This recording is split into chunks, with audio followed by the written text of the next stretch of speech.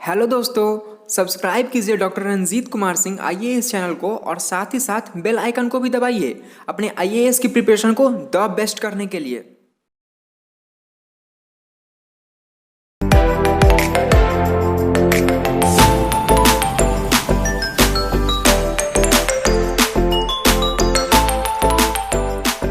Heading डाल दीजिए, जो लोग नए हैं वो भी हेडिंग डाल दीजिए। पतझड़ वाले वन, उष्णकटिबंधीय मानसून, कोई बात नहीं बता देंगे। उष्णकटिबंधीय मानसून, कटिबंधीय जितना भी डाटा है ना, कल मैंने कहा था डाटा और जो जहां पर उसका रिसर्च सेंटर है उसका एक पूरा नोट्स आपको दे दिया जाएगा। क्लियर है? और जिस दिन हम आपको नोट्स देंगे उस दिन इसको पीडीएफ में ला करके यहाँ डिटेल उसके बारे में एक बार चर्चा भी कर देंगे। चर्चा से क्या होता है, चीजें जल्दी याद हो जाती हैं। जैसे आपको हम दे दिए प्रिंट आउट तो उससे उतना ज्यादा चर्चा याद नहीं रहेगा, लेकिन ज्यादा याद कब रहेगा आपको, जब आप चर्चा कर देंगे। तो जिस दिन आपको डाटा देंगे ना, सारे संस्थान की भी चर्चा कर देंगे और जितना डाटा उसकी भी चर्चा एक साथ कर देंगे। क्लियर है? तो उष्णकटिबंधीय मानसून पर्णपाती वन या इसी को पतझड़ वाले वन भी कहते हैं। अंग्रेजी में लिख लीजिए ट्रॉपिकल मानसून डेसिडियस फॉरेस्ट। अंग्रेजी में लिख लीजिए ट्रॉपिकल मानसून, ये नंबर 2 था, दूसरे नंबर 1 नंबर का हो चुका है।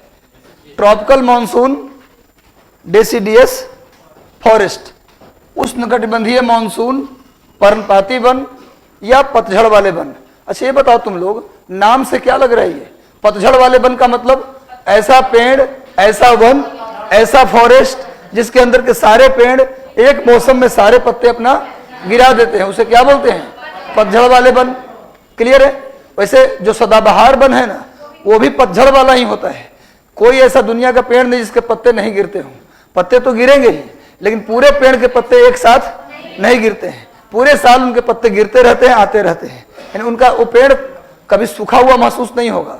लेकिन जब पतझड़ वाले वन में आएंगे तो उसमें देखेंगे आप मार्च अप्रैल के महीने में कि सारे पेड़ के पत्ते गिर गए हैं। अब पेड़ आपको लगेगा कि सूख गया है, पेड़ में एक भी पत्ता आपको नहीं मिलेगा। लेकिन सदाबहार वन के जो पेड़ होते हैं उसमें एक भी पेड़ है ना, तो उसके पेड़ के पत्ते एक बार में पूरे पेड़ के पत्ते नहीं गिरते, बारी बारी से गिरते हैं, इसलिए पूरा वन हरा भरा दिखता है। इसीलिए उसको सदाबहार वन बोलते हैं। पत्ते वहां भी गिरते हैं, अब पत्ते यहाँ भी गिरते हैं, बस अंतर ये है कि वहां एक बार में सारे पत्ते नहीं गिरते, सभी पेड़ के पत्ते एक बार में नहीं गिरते। यहाँ पर सभी पेड़ के पत्ते एक साथ पूरा गिर जाते, इसलिए नाम पड़ गया पतझड़ वाले वन। इसीलिए बसंत ऋतु को भारत में पतझड़ का मौसम भी कहा जाता है। बसंत ऋतु को स्प्रिंग भी कहते हैं और बसंत ऋतु को ऑटम भी कहते हैं। बसंत ऋतु का अंग्रेजी में 2 नाम है, या तो उसे ऑटम बोलिए या बोलिए आप स्प्रिंग। हिंदी में बसंत ऋतु या फिर पतझड़। क्लियर है? ये कब आता है? फरवरी से मार्च का जो महीना है उसको बसंत ऋतु के नाम से जानते हैं। क्लियर है? अब आइए, अब लिखिए कि ये इस तरह के वन कहाँ मिलेंगे, इस तरह के वन कहाँ मिलेगा। तो लिख लीजिए आप लोग, देखिए इस प्रकार इसका विस्तार, एक्सपेंशन लिख लीजिए। विस्तार कहाँ कहाँ है, इसका विस्तार लिखिए, एक्सपेंशन। विस्तार में लिखिए हिमालय को छोड़कर संपूर्ण उत्तर भारत में, हिमालय को छोड़कर कंप्लीट नॉर्थ इंडिया में। अंग्रेजी वाले लोग लिखें complete north India besides Himalaya. Himalaya को छोड़कर पूरे उत्तर भारत में, besides Himalaya, complete north India besides Himalaya. Himalaya को छोड़कर पूरे उत्तर भारत में क्या मिलता है? पतझड़ वाले वन। और कहां मिलता है? कौवा दीजिए, लिखिए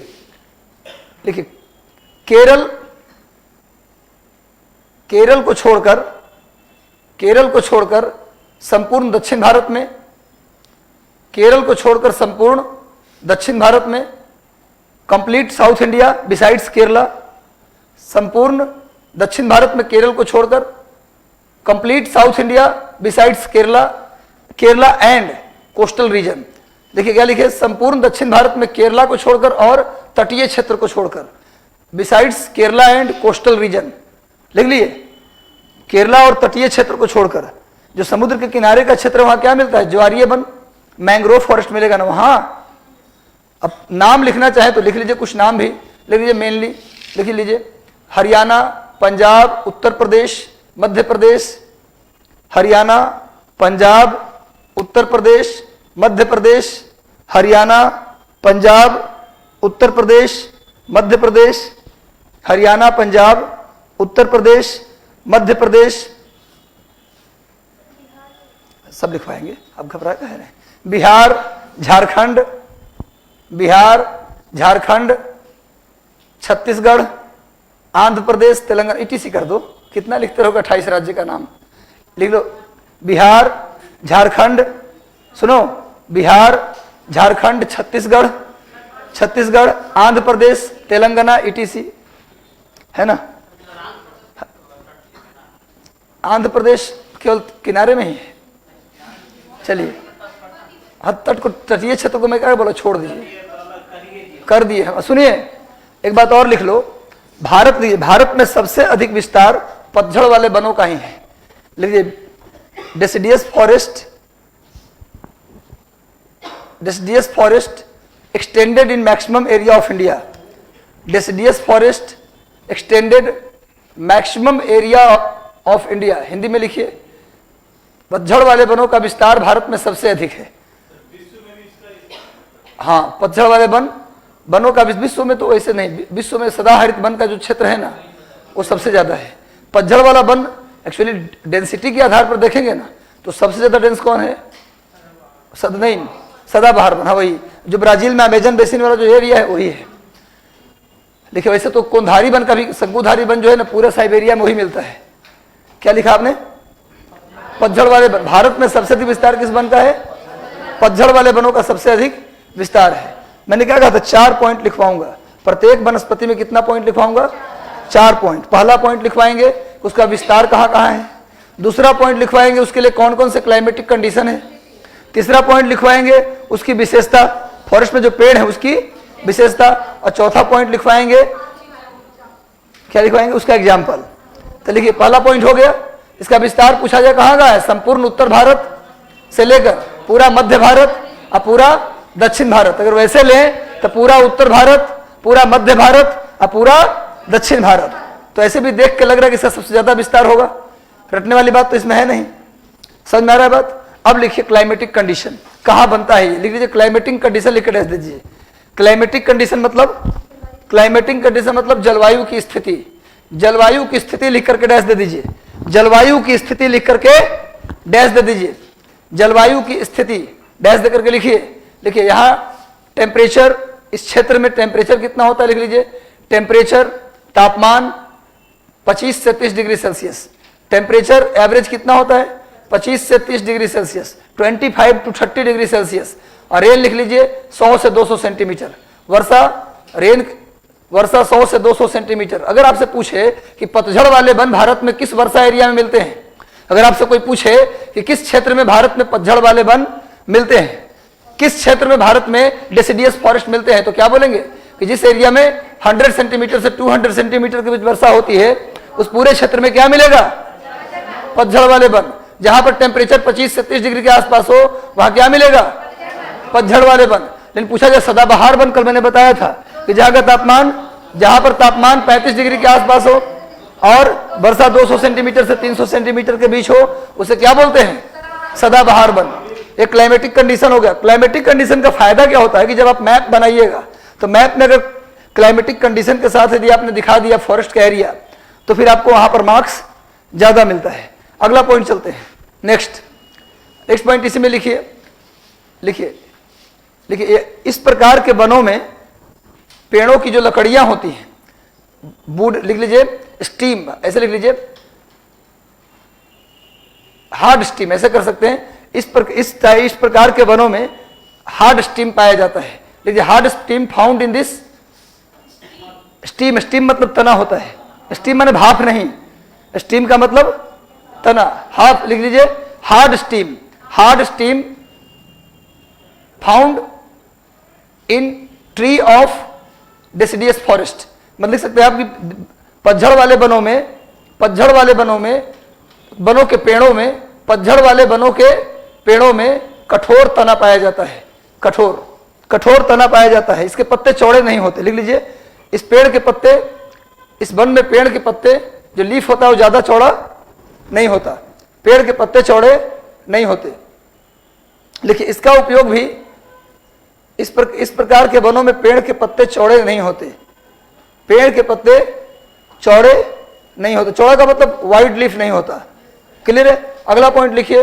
देखिए इस प्रकार के वनों में पेड़ का एक प्रयोग, इस प्रकार के वनों में पेड़ का प्रयोग फर्नीचर बनाने में मुख्य रूप से किया जाता है। इस प्रकार के वनों के पेड़ का प्रयोग लिख सकते हैं आप, tree of deciduous forest used in making of furniture. इस प्रकार के वनों में पेड़ का प्रयोग फर्नीचर के निर्माण के लिए मुख्यतः किया जाता है। आप नाम पेड़ का लिखवाएंगे तो अपने पता चल जाएगा।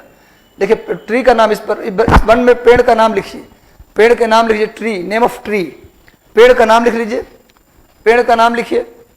देखिए जितना भी पेड़ आप देखें पटना के आसपास सबका नाम लिख लीजिए। देखिए आम, पीपल, महुआ, नीम, जामुन सब लिख लीजिए। आम, पीपल, नीम, महुआ, जामुन सब लिख लीजिए आप लोग। हाँ बरगद भी लिख लीजिए, कोई दिक्कत नहीं। हाँ सागवान, शीशम, सागवान, शीशम भी लिख लीजिए। सागवान, शीशम, सखुआ, सागवान, शीशम, सखुआ, साल, सागवान, शीशम, सखुआ, साल, ये सब पेड़ इसमें मिलते हैं।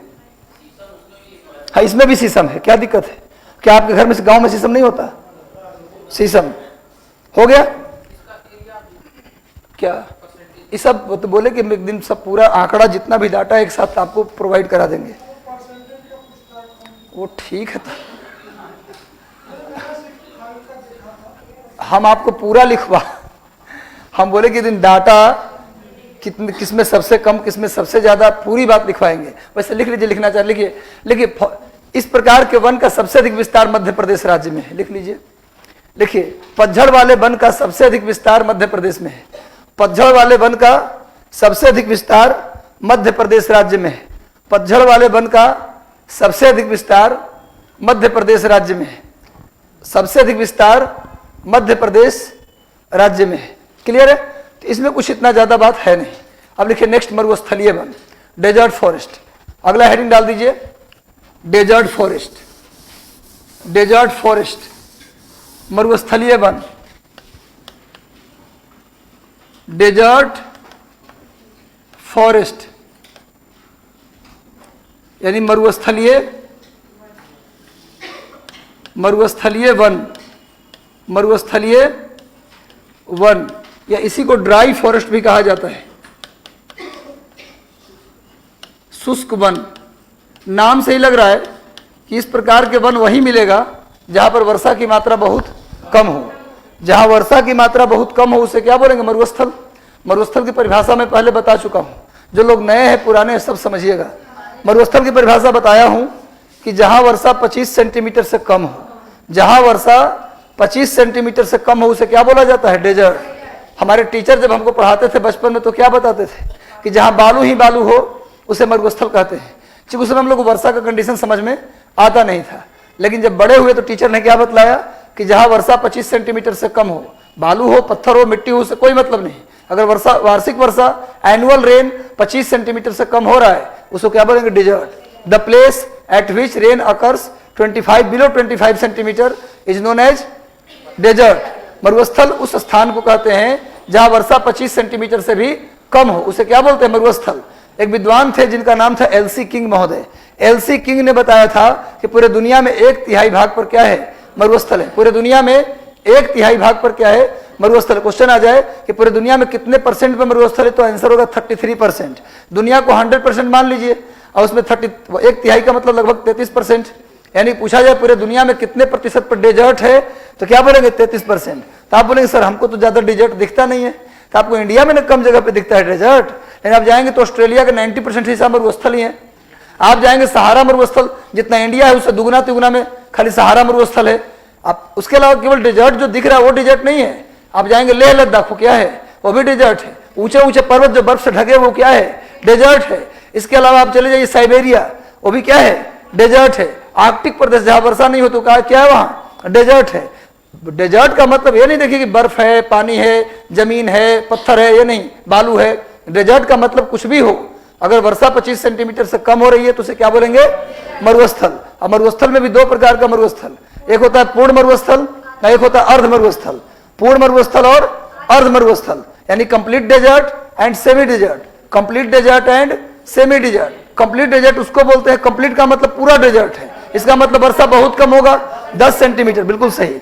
10 सेंटीमीटर से भी कम वर्षा हो तो उसे बोलते हैं पूर्ण मरुस्थल, कंप्लीट डेजर्ट। और जब 10 सेंटीमीटर से 25 सेंटीमीटर के बीच हो तो उसे बोलते हैं अर्ध मरुस्थल। तो जाहिर सी बात है जो वन होगा वो कहां मिलेगा? जहां वर्षा 25 सेंटीमीटर से कम हो। जब मरुस्थल दो प्रकार का, तो वन भी क्या होगा? दो प्रकार का, एक होगा पूर्ण मरुस्थलीय वन, पूर्ण मरुस्थलीय वन, और एक होगा अर्ध मरुस्थलीय वन, मतलब कि कंप्लीट डेजर्ट फॉरेस्ट, और दूसरा होगा अर्ध मरुस्थलीय वन, अर्ध मरुस्थलीय वन, यानी सेमी डेजर्ट फॉरेस्ट। क्लियर है? समझ रहे हैं? इसका मतलब यहां क्या लिखेंगे? टेम्परेचर। बोलो स्टूडेंट्स, नए लोग, यहां टेम्परेचर क्या लिखेंगे? 10 सेंटीमीटर से भी कम, 10 सेंटीमीटर से भी कम, 10 सेंटीमीटर से भी, ये तो ज्यादा हो गया, ऐसे होगा ना? 10 को इधर लिखिए, इसको ऐसे कर दीजिए, 10 सेंटीमीटर से भी कम, और यहां क्या लिखिएगा? 10 सेंटीमीटर से 25 सेंटीमीटर के बीच। क्लियर है? यानी अर्ध मरुस्थलीय वन वहां मिलेगा जहां टेम्परेचर अबाउट 10, रेंज जो है वो 10 सेंटीमीटर से 25 सेंटीमीटर के बीच में हो, वहां सेमी डिजर्ट मिलेगा, माने कि अर्ध मरुस्थलीय वन मिलेगा। अब पूर्ण मरुस्थलीय वन कहां मिलेगा बच्चों? जहां पर वर्षा 10 सेंटीमीटर से भी क्या हो? कम हो। जहां वर्षा 10 सेंटीमीटर से भी कम हो उसे क्या बोलेंगे? पूर्ण मरुस्थलीय वन। और जहां 10 से 25 के बीच उसे बोलते हैं अर्ध मरुस्थलीय वन। तो जाहिर सी बात है कि वर्षा अधिक होगी तो पेड़ थोड़ा लंबे होंगे, हल्का बड़े होंगे, है ना? और यहाँ पर वर्षा कम है तो जाहिर सी बात है पेड़ झाड़ी जैसे होंगे, ज्यादा लंबे और बड़े मोटे नहीं होंगे, उनमें कोई टहनी नहीं होगा। टहनी का विकास, पत्तों का विकास, ये सब कब होगा? जब वर्षा होगी, पानी की मात्रा होगी। अब पानी नहीं होगा तो क्या उसमें पत्ते होंगे? जिस इलाके में पेड़ के, उस इलाके के पेड़ जहां वर्षा नहीं होती वहां के पेड़ में पत्ते बहुत कम होते हैं। अगर होते भी हैं तो इतना महीन महीन पत्ता, छोटा छोटा पत्ता होता है, जैसे खैर, बबूल, खैर देखा होगा आपने, बबूल देखा होगा आपने, जैसे आपने रोहिड़ा देखा होगा, खेजड़ी देखा होगा, ये सारे पेड़ जो है इनमें पत्ते होते हैं पर एकदम बहुत छोटे छोटे पत्ते होते हैं। इसका मतलब वो किसमें होंगे? 10 से 25 वाले में। लेकिन अगर 10 सेंटीमीटर से भी कम वर्षा हो रही है तो वहां तो पत्ता का नामो निशान ही नहीं होगा, वो पत्ते बदल जाएंगे कांटों में। किस बदल जाएंगे? कांटे में। पूछा जाता है कैक्टस, नागफनी, इन सब में कांटे क्यों पाए जाते हैं? क्योंकि ये मरुस्थलीय पौधा है और इन पौधों को पानी नहीं मिल पाता, जिस कारण से ये पानी के कंजूसी के कारण अपने पत्ते को किसमें बदल लेते हैं? कांटा में। अगर इनमें पत्ता होता, कांटा को छोड़कर पत्ता होता तो इतना कम पानी है कि सारा पानी पत्ता क्या करता है? ट्रांसपीरेशन उसमें ज्यादा होता है। कांटों की तुलना में ट्रांसपीरेशन, जैसे आप जानते हैं कि पानी जब तालाब से, नदी से भाप बन के उड़े तो उसे इवोपरेशन कहते हैं, वाष्पीकरण कहते हैं। और अगर पेड़ के पत्ता से, टहनी से, पेड़ के छाल से, धूप पड़ने से पानी अगर उड़ने लगे तो उसको बोलते हैं ट्रांसपीरेशन। इवोपरेशन है तो इवोपरेशन ही, प्रोसेस तो वही है। लेकिन पेड़ के पत्तों से, टहनी से, छाल से अगर पानी निकल के जाने लगे तो उसको बोलते हैं वाष्पोत्सर्जन। हिंदी में बोलते हैं वाष्पोत्सर्जन, अंग्रेजी में बोलते हैं ट्रांसपीरेशन। और जब तालाब से, नदी से पानी उड़कर जाए भाप बन के तो उसे इवोपरेशन या वाष्पीकरण कहते हैं। प्रोसेस सेम है, दोनों वाष्पीकरण ही है, बस पेड़ के पत्तों से जाए तो ट्रांसपीरेशन, नदी तालाब से जाए तो इवोपरेशन। तो वहां पर पानी एक तो पहले से ही कम है और दूसरा क्या है भैया, पत्ता अगर हो जाएगा तो सारे पानी उड़ जाएंगे तो कोई पेड़ जिंदा बचेगा? सर्वाइव करना पेड़ों को मुश्किल होगा। इतना ही नहीं, जो जीरोफाइट, आप जानते हैं मरुस्थल के पौधों को क्या बोला जाता है? आप सुनोगे हाइड्रोफाइट, है ना, इसे एरोपोनिक, आपने सुना होगा पौधे के प्रकार में, हवा में जो उगता है ना। तो उसी तरह से जब जो पौधे मरुस्थल में उगते हैं उनको जेरोफाइट के नाम से जानते हैं। जो पौधे मरुस्थल में उगते हैं उनको क्या बोला जाता है? जेरोफाइट। क्वेश्चन आता भी कई बार, मरुस्थल में उगने वाले पौधों को क्या बोला जाता है? 0.5। ये पौधे अपने पानी को बचाने के लिए क्या बदल जाते हैं, अपने पत्तों को किसमें बदल लेते हैं, कांटे में। क्योंकि कांटों से उतना जल्दी ट्रांसपीरेशन नहीं होता, पानी जल्दी उड़ता नहीं है, तो कांटा में बदल जाते हैं। और इतना ही नहीं, ये दिन में नहीं करते प्रकाश संश्लेषण। प्रकाश संश्लेषण सूर्य के प्रकाश की उपस्थिति में होता है, लेकिन ये करते क्या है कि सूरज के हीट को एब्जॉर्ब कर लेते हैं। और खाना कब बनाते हैं, उस हीट का इस्तेमाल करके रात को बनाते हैं। समझ रहा है? क्वेश्चन आता है, बाहर दुनिया में कौन से ऐसे पौधे हैं जो दिन को नहीं करते प्रकाश संश्लेषण, रात को करते हो? कौन है? जीरोफाइट, यानी मरुस्थल में उगने वाले पौधे रात को करते हैं। चूंकि दिन में करेंगे तो ज्यादा पानी यूज होगा, सूर्य के गर्मी में करेंगे तो ज्यादा पानी यूज होगा। ऐसे हीट को एब्जॉर्ब करके रात को करेंगे तो उतना पानी यूज नहीं होगा। हम भी गर्मी में अगर काम करना होता है, फिजिकल वर्क अगर हमको करना होता है, तो जनरली हम सुबह में 4 बजे उठ के करते हैं, 5 बजे उठ के करते हैं। जाड़ा के दिन में आप दोपहर में भी कर सकते हैं फिजिकल वर्क, है ना, डिप्स वगैरह मार सकते हैं, कोई दिक्कत नहीं है ना। अंग्रेजी नाम है, हिंदी में मरुस्थलीय पौधा, मरुभूमि का पौधा, मरु पौधा लिख सकते हैं। चलिए कोई बात नहीं, लेकिन एक बात आपको बताऊं, एक कड़वा सच है कि आप परीक्षा में जाइएगा तो वहां पर हिंदी में भी जीरोफाइट लिख देता है। चलिए, तो मैं ये कह रहा हूं आप लोगों से कि पूछा जाए किस तरह के पौधे रात को करते हैं प्रकाश संश्लेषण, मरुस्थलीय पौधे। क्यों करते हैं बताओ, पूछा जाए क्यों करते हैं, तो पानी के अभाव में। इसके अलावा इनकी एक और विशेषता है, ये तो है कि इन पौधों में क्या मिलता है, कांटा। अगर पत्ते मिलते भी है तो उसका एकदम इतना महीन छोटा पत्ता होता है, जैसे आपने खैर का पत्ता देखा होगा। खैर का पेड़ किसी ने देखा है क्या? नहीं देखा, अभी घूमिए भी, है ना। बबूल भी, बबूल देखा है? बबूल, अरे वो पेस्ट, टूथपेस्ट बबूल नहीं, पेड़ बबूल का, है ना। एक कहावत भी है कि बोया बबूल, क्या तो नहीं, एक कहावत में, आम कहां से खाएं। हाँ, तो वही बात है। तो भैया बबूल पौधा है, वो भी कांटा है उसमें। सुनो, क्या बोलिए, कुछ पूछना है क्या? तो कोई बात नहीं, बबूल, खैर इन सब में पत्ता मिलेगा आपको, लेकिन बहुत महीन मिलेगा, ज्यादा चौड़े पत्ते नहीं मिलते। और एकदम से मरुस्थल में चले जाओ कंप्लीट डेजर्ट में, तो पत्ता मिलेगा नहीं, पूरा पूरा कांटा मिलेगा। इनका एक और विशेषता है, इतनी विशेषता के साथ कि इनकी जड़ें काफी लंबी होती है। इनकी जड़ें काफी लंबी, क्योंकि पानी के तलाश में लंबे हो जाते हैं। कल बताया था अनुकूलन, हर लोग अपने आप को सरवाइव करने के लिए क्या करता है, जानवर से लेकर पौधा, कोई भी सजीव लिविंग थिंग जितने भी हैं, अपने आप को एडॉप्ट करने के लिए उसके अकॉर्डिंग अपने आप को ढालते हैं, तो उसी को बोलते हैं एडेप्टेशन, या अंग्रेजी में और हिंदी में बोलते हैं अनुकूलन, है ना। तो जड़ जो है, इनके पौधों की जड़ काफी लंबी हो जाती है, किसकी तलाश में, पानी की तलाश में। तो ये सब इनकी खास विशेषता है। तो ये बात अब कॉलम बना लिए, इसको भी लिख लिए, तो लिखिए, लिखिए यहाँ पर। वर्षा तो हो गया, टेम्परेचर लिख दीजिए 20, टेम्परेचर 25 से 30 डिग्री सेल्सियस, टेम्परेचर वही मानसूनी वाला लिख दीजिए 25 से, लिखिए ना, टेम्परेचर 25 से, यहीं पर नीचे जहां कॉलम बनाए ना वहीं लिख दीजिए 25 से 30 डिग्री सेल्सियस, और यहां भी 25 से 30 डिग्री सेल्सियस, दोनों जगह। क्या 25 से, अरे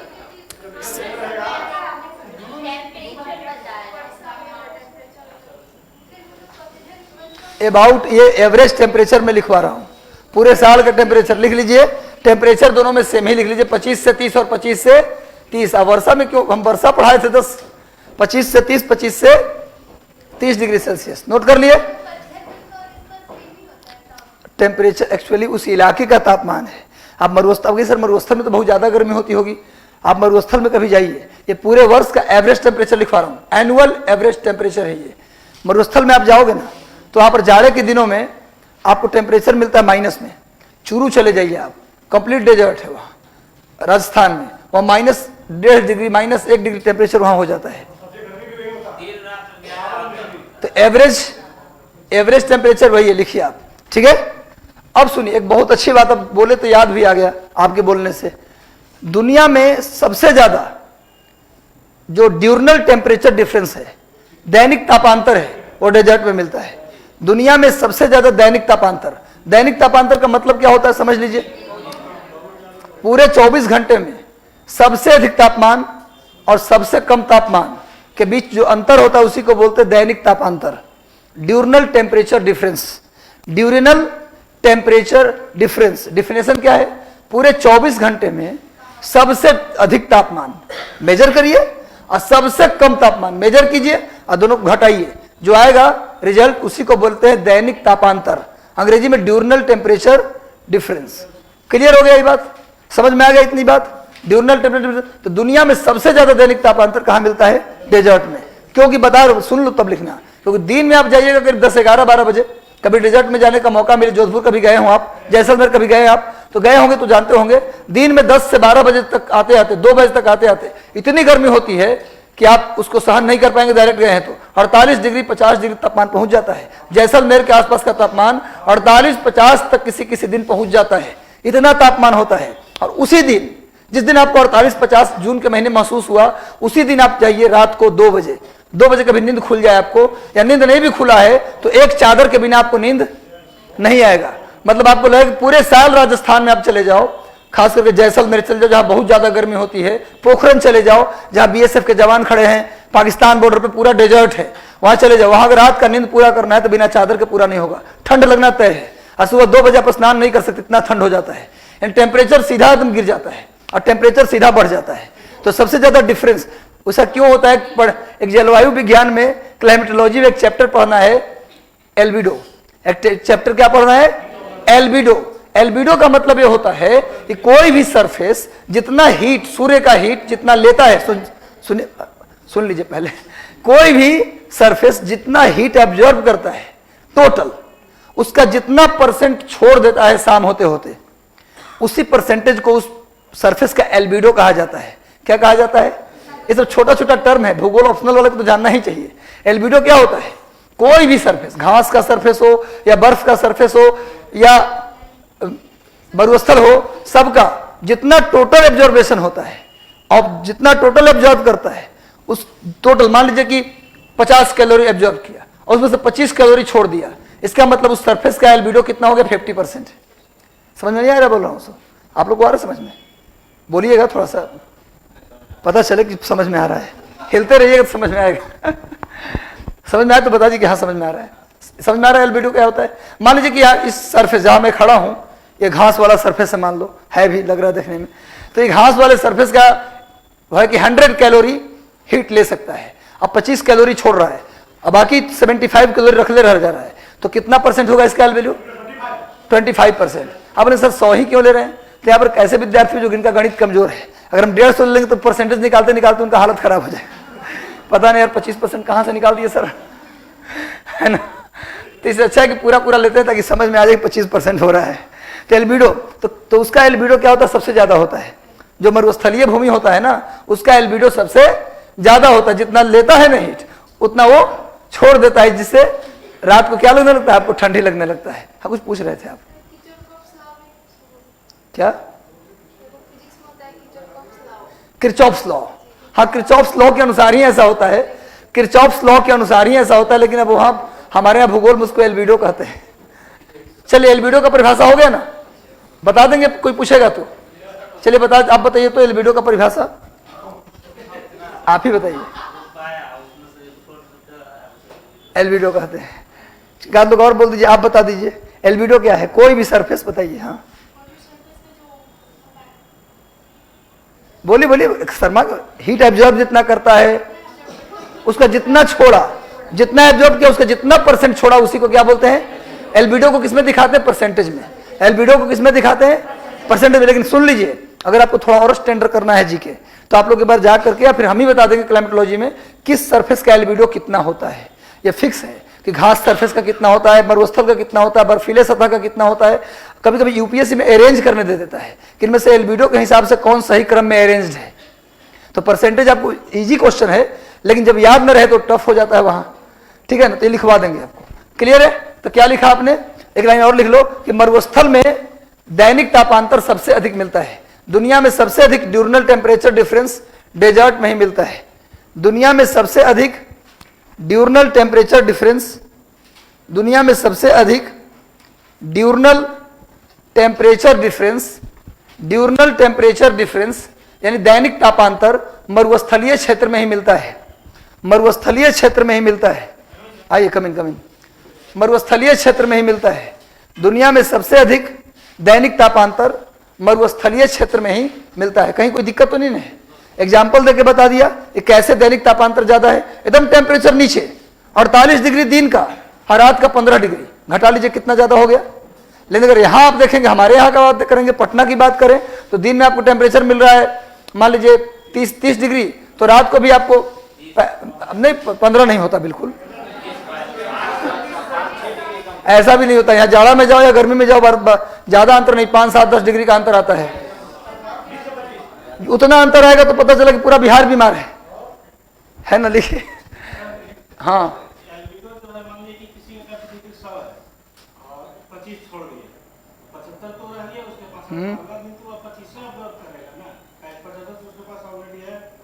ना उतने ऑब्जर्व के हो सकता और ऑब्जर्व करने की कैपेसिटी उसके पास हो।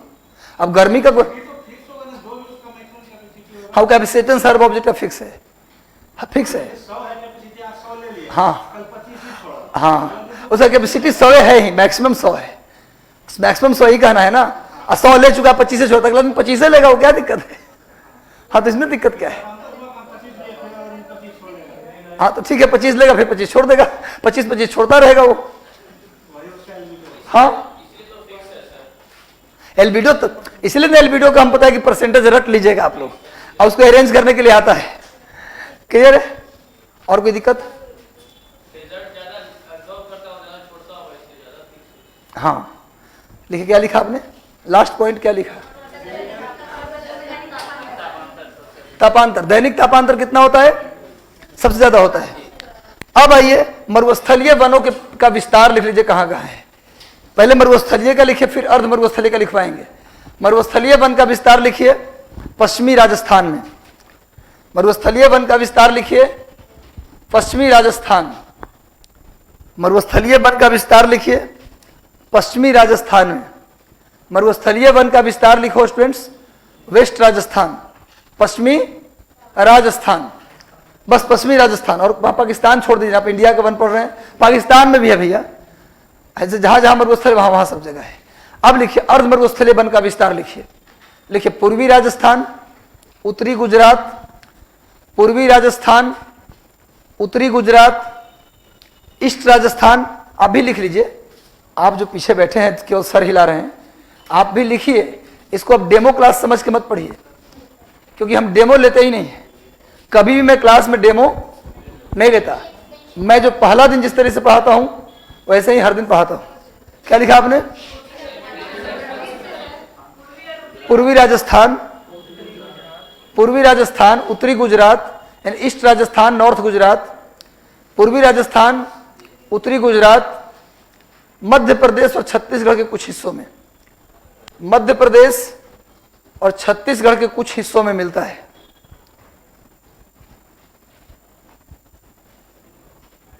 क्लियर है, विस्तार समझ में आ गया। अब पेड़ लिखिए, कौन कौन सा पेड़, दोनों में पेड़ अलग अलग लिखना है। इसमें पेड़ अलग, इसमें पेड़ अलग लिखिएगा। इसमें क्या होगा बताओ, इसमें कांटा वाला झाड़ी मिलेगा, हाँ इसमें थोड़ा बड़े पेड़ भी मिलेंगे। तो लिखिए पहले अर्ध मरुस्थलीय वन का पेड़ लिख लीजिए, सेमी डेजर्ट फॉरेस्ट का पेड़ का नाम लिख लीजिए। लिखिए बबूल, बबूल, बबूल, खजूर। बबूल को अंग्रेजी में बबूले लिखते हैं, अब खजूर को क्या लिखते हैं जी। हाँ लिखिए बबूल, खजूर। उसके बाद लिखिए रोहिड़ा, रोहिड़ा। उसके बाद लिखिए खेजड़ी। केजरी मत लिख दीजिएगा, वो केजरीवाल को लोग कहते हैं केजरी, केजरीवाल को लोग आजकल क्या बोल रहे हैं केजरी।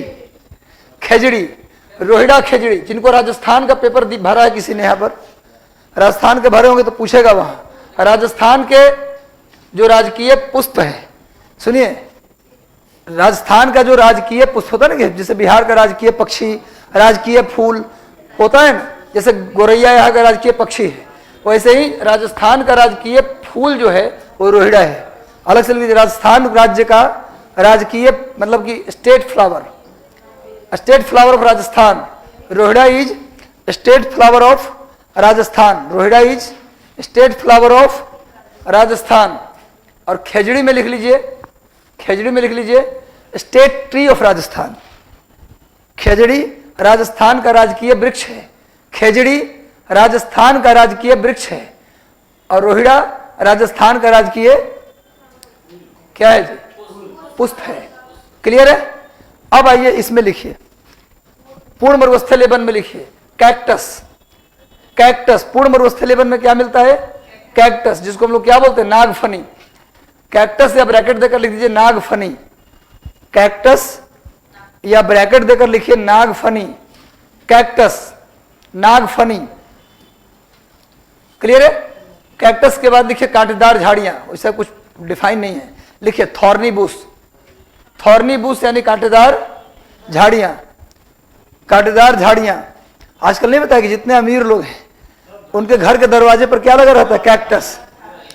आज जो गरीब आदमी दरवाजे पर क्या लगाता है? फूल। तो अमीर लोग के शरीर में कांटे उगाते हैं और गरीब लोग के दरवाजे पर फूल होता है। चलिए आगे आते हैं। नेक्स्ट, ये हो गया कंप्लीट हमारा, ये चैप्टर हमारा कंप्लीट हुआ। अगला पॉइंट लिखिए इसी में, दूसरा पॉइंट, अगला वन लिखिए, नेक्स्ट फॉरेस्ट लिखिए। ये मरुस्थलीय वन का काम हो गया। अब लिखिए ज्वारीय वन, टाइड फॉरेस्ट। ज्वारीय वन, टाइड फॉरेस्ट।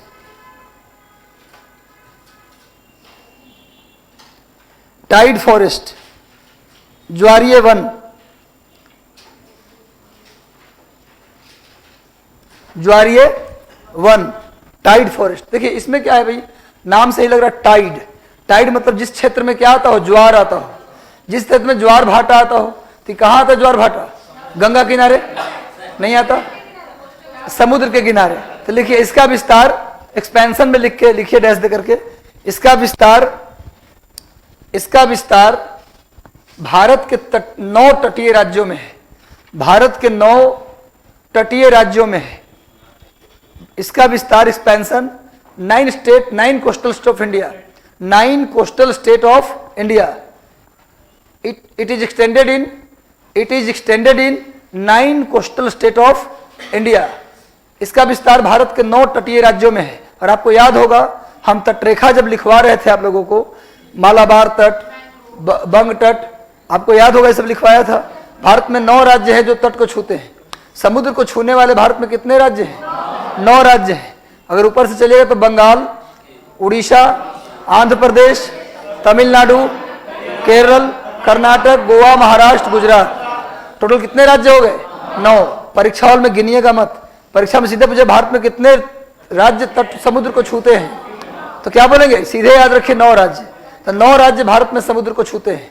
क्लियर? सबसे ज्यादा कौन छूता है? गुजरात। उसके बाद छूता है आंध्र प्रदेश, फिर छूता है तमिलनाडु, और सबसे कम छूता है गोवा।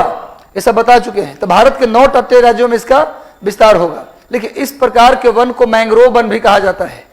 लिखिए this type of forest is known as, also known as mangrove forest. इस प्रकार के वन को मैंग्रोव, MANGROOV, मैंग्रोव, इस प्रकार के वन को मैंग्रोव वन, this type of forest is known as mangrove forest. या कहीं कहीं सीधे भी लिख देता है मैंग्रोव। मैंग्रोव, इस प्रकार के वन को मैंग्रोव वन के नाम से भी जानते हैं। इसकी विशेषता क्या है? पहले विशेषता जान जाए। इसकी जड़ें भी काफी लंबी होती हैं। इसकी जड़ें भी काफी लंबी होती हैं, जल्दी उखड़ेगा नहीं। और दूसरी विशेषता, इसके जो टहनियां होती, लकड़ियां, वो काफी मजबूत होती है।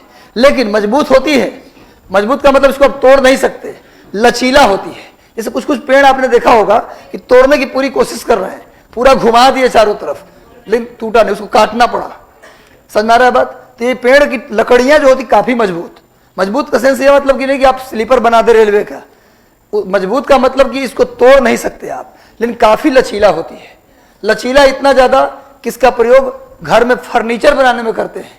आप देखे होंगे गांधी मैदान के आसपास जाइएगा तो वहां पर आपको लकड़ी के बना हुआ कई सारा कुर्सी मिलेगा, टेबल मिलेगा, वो लकड़ी से बना हुआ है। लेकिन कुछ तो बांस से बना देते हैं, कुछ तो बांस से बनाते हैं, क्योंकि उधर बांस नामी है उस इलाके का, आगे चल के बांस घाट है ना, तो बांस से बनाते हैं। लेकिन वो जो प्रॉपर वो जो लकड़ी है ना, मैंग्रोव जिसको आप बोल रहे हैं, जिसमें मैंग्रोव है, सुंदरी है, मैंग्रोव नाम का पेड़ भी है, मैंग्रोव है, सुंदरी नाम का पेड़ है, इसके अलावा और भी कई पेड़ है। उससे जो बनता है पाइप टाइप का होता है वो, या बेंत, आपके दादाजी की छड़ी जो बेंत की छड़ी होती थी, पहले सिपाही भी उसी का इस्तेमाल करता था। अब तो लाइट वाला छड़ी आ गया है ना, करंट मारने वाला छड़ी। एक छड़ी दे दिया तो फिर तो कुछ देर के लिए आपका दिमाग ठीक हो जाएगा।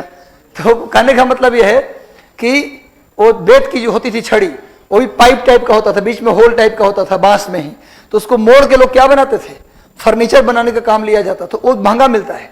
और जो बांस वाला होता है ना कुर्सी, वो सस्ता है, लेकिन वो जो मैंग्रोव वृक्ष वाला जो लकड़ी बना हुआ है कुर्सी टेबल, अमीर के मिलेगा, गरीब में भी लकड़ी का कुर्सी, लेकिन वो बांस वाला मिलेगा। और जितने भी रिच फैमिली हैं, बड़े बड़े ऑफिसर्स के घर में देखिएगा तो मिलता है मैंग्रोव वृक्ष वाला मिलता है, वो महंगा मिलता है, क्योंकि मंगवाना पड़ता है तो ट्रांसपोर्टेशन का चार्ज लग जाता है, तो फिर जाइए बंगाल से ले आइए।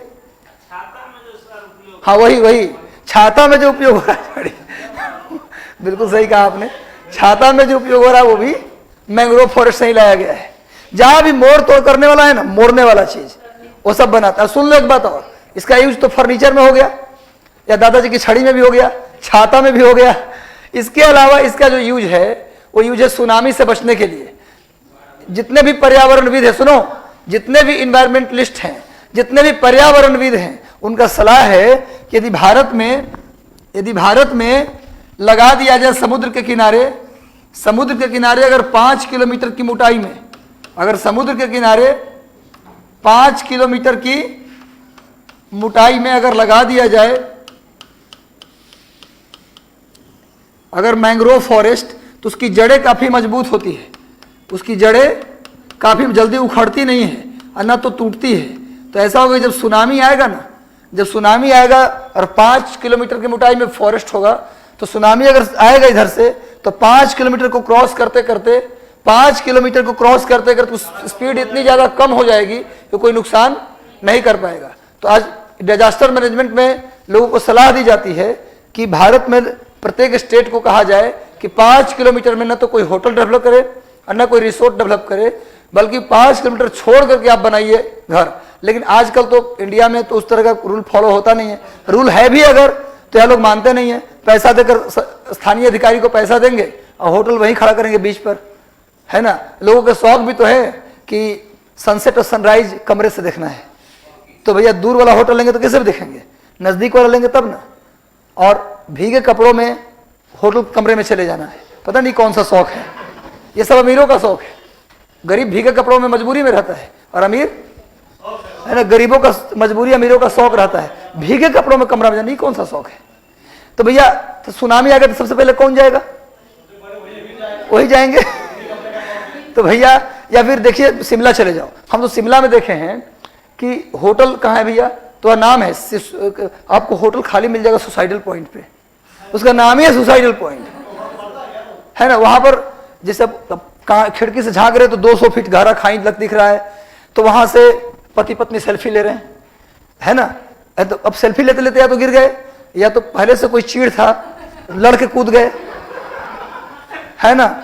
तो आजकल तो सेल्फी तो क्रेज हो गया है, जहां खड़े हैं लोग ऐसे करके खड़ा हो जा रहा है। लिखिए आगे नेक्स्ट। मेट्रो में देखा होगा, नाक से मेट्रो 1 इंच अंतर है बस, और वहां खड़ा होकर के मेट्रो गुजर रही है, वहां सेल्फी ले रहा है, गलती से टकराया तो नीचे चले जाओगे, चलिए जाने दीजिए। अब तो मेट्रो में बना दिया, जानते हैं क्या, वो दीवार बना दिया पूरा, वो दीवार भी गेट खुलेगा तो फिर दीवार खुलेगा, आज ऐसी मेट्रो जाएगा दीवार बंद, ऊंचा दीवार है, जब तो दीवार पर आप चढ़िएगा गार्ड रहता है आपको खींच लेगा, कूदने देगा नहीं, क्योंकि वहां पर मेट्रो में बहुत ज्यादा सुसाइड हो रहा था। हाँ, फ्रस्ट्रेटेड लोग वहां ज्यादा है दिल्ली में। लिखिए, क्या लिखिए, जितना बड़ा शहर उतना ज्यादा फ्रस्ट्रेटेड लोग। आप लोग खुशकिस्मत है कि पटना में। लिखिए, हाँ लिख लिए ना, छड़ी भी लिख लिए, छड़ी छाता फर्नीचर। चलिए कोई बात नहीं, अच्छा है, बढ़िया है, अपना जो भी मन में आता है लिख दीजिए। अब वैसे अगर लिख देंगे एग्जाम्पल ना, छड़ी छाता फर्नीचर, तो एग्जामिनर नंबर भी देगा, वो पढ़ेगा तो बोलेगा लड़का लगता है एकदम व्यवहारिक लड़का है, छाता देखा है इसने। आगे चलते हैं भाई, लिखिए आगे नेक्स्ट। पेड़ लिख लिया आपने, अच्छा। इसकी विशेषता बताया कि इनकी जड़ें काफी लंबी होती हैं और ये काफी मजबूत होते हैं और लचीला होते हैं। लिख लीजिए इस पेड़ की, लिखिए इस वन के पेड़ की विशेषता लिखिए, लचीला, flexible, strong and long route. इसके पेड़ की विशेषता में लिखिए लॉन्गेस्ट रूट, स्ट्रॉन्ग स्टीम। तना क्या होता है, काफी मजबूत, टूटेगा नहीं, लेकिन कैसा होता है, फ्लेक्सिबल, लचीला। कैसा होता है, लचीला होता है। क्लियर है। देखिए इसी कारण से लचीला होने के कारण ही इसका प्रयोग अधिकतम फर्नीचर बनाने में किया जाता है। दादाजी की छड़ी जो है ना वो भी फर्नीचर में आता है। लिखिए, हाँ भाई अब उसको लेके चल रहे तो उस पर आसरा है। लिखिए क्या लिखा आपने, लचीला होने के कारण ही इसका प्रयोग फर्नीचर बनाने में किया जाता है, फर्नीचर बनाने में किया जाता है। लेकिन हाँ, मजबूत होने के कारण, जड़ लंबा होने के कारण सुनामी से बचने के लिए लगाने का सलाह दिया जाता है। ये क्वेश्चन बताता हूं, लिखिए, हो गया ये। अगला पॉइंट लिखिए, लिखिए तना कोई मजबूत होने के कारण या जड़ के लंबा होने के कारण, मजबूत होने के कारण और जड़ के लंबी होने के कारण, यानी due to longest root and strong steam, है ना, जड़ के लंबा होने के कारण और तना को मजबूत होने के कारण,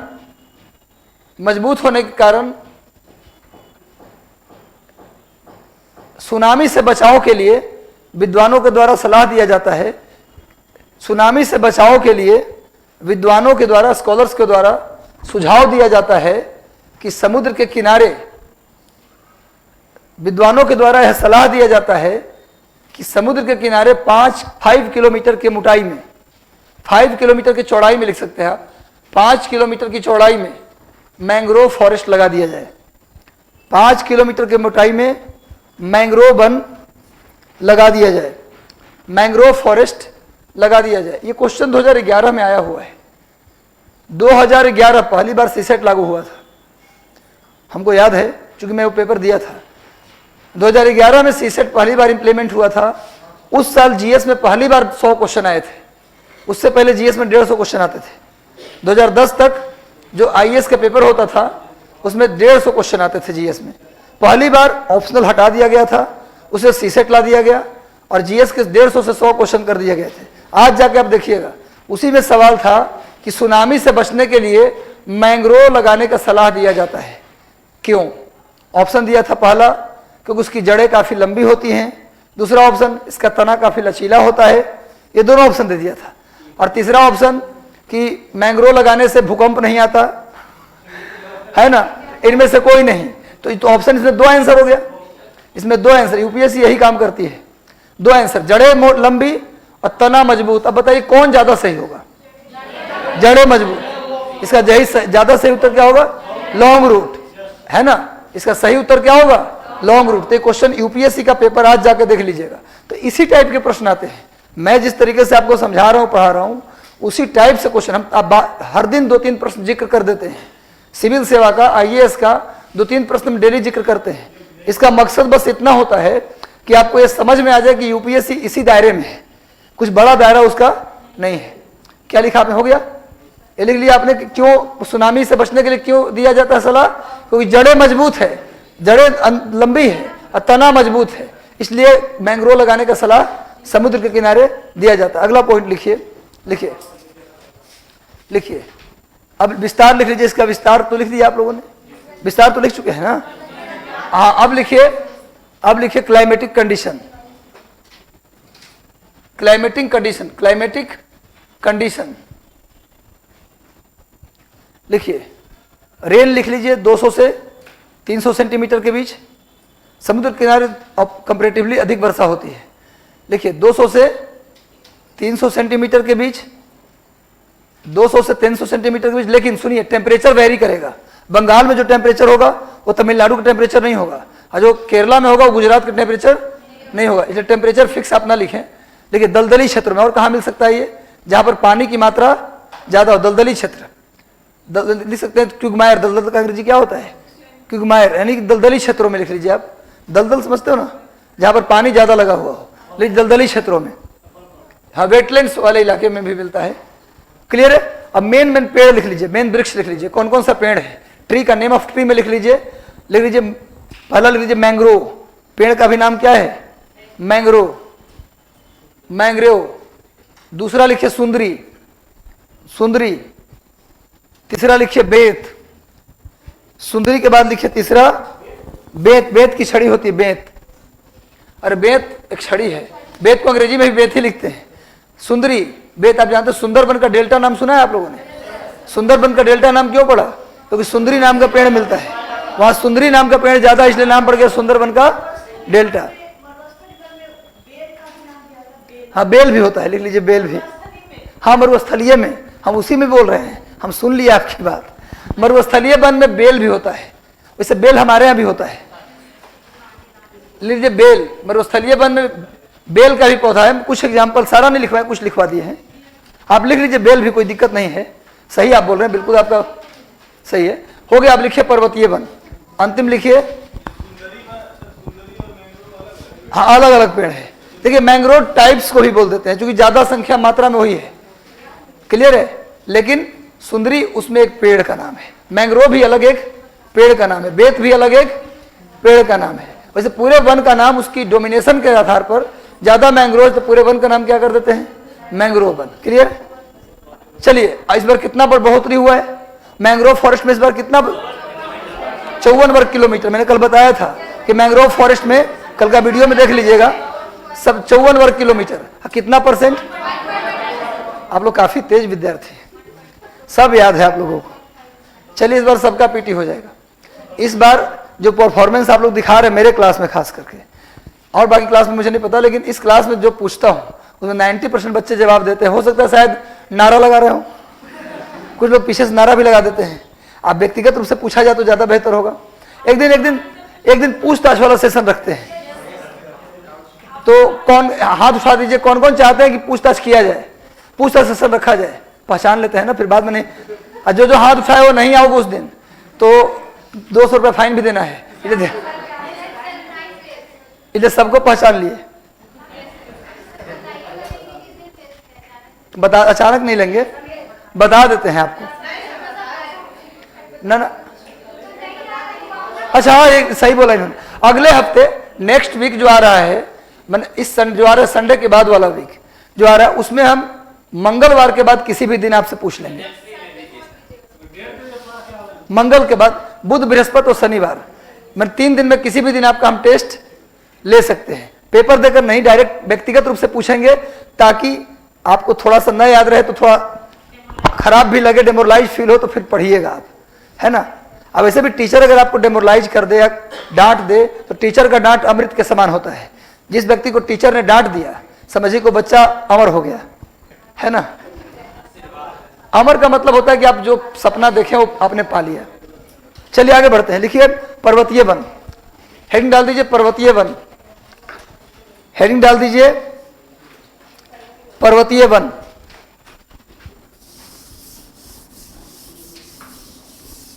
पर्वतीय वन बहुत इंपॉर्टेंट, इस पूरे वनस्पति में सबसे ज्यादा इंपॉर्टेंट सेक्शन कौन सा है, पर्वतीय वन का। पर्वतीय वन में अंग्रेजी में लिख लीजिए इसको माउंटेन फॉरेस्ट, माउंटेन फॉरेस्ट, पर्वतीय वन। इसको हम लोग पढ़ेंगे 2 भागों में बांटकर। उत्तर भारत का पर्वतीय one, forest of forest, mountain forest of north India, और पढ़ेंगे हम लोग mountain forest of south India, mountain forest of south India.